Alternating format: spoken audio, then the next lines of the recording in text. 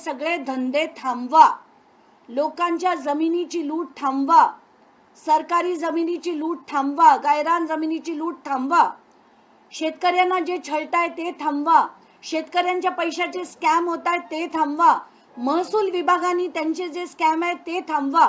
कारण आताच्या घटकेला जो चाललंय हे मी जे दाखवणार आहे ते अतिशय भयानक प्रकार आहे, भयानक प्रकार आहे.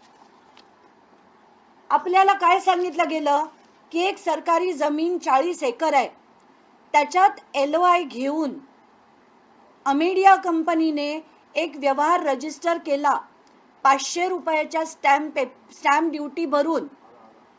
तो असं सांगितलं गेलं की हा 500 रुपयाचा व्यवहार LOI मुळे त्यांना दिला गेला.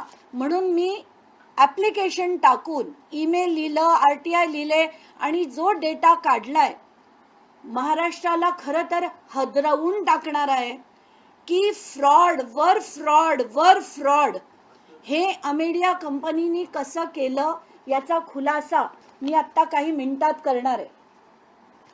हे आहे ॲप्लिकेशन फॉर LOI जे अमेडिया कंपनीने केलं.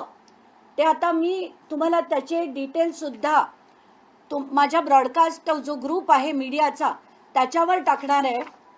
याच्यात अमेडिया कंपनी काय म्हणते LOI मागताना की आम्हाला एक डेटा सेंटर सुरू करायचंय, डेटा सेंटर सुरू करायचंय, जमीन विकत घ्यायची नाही.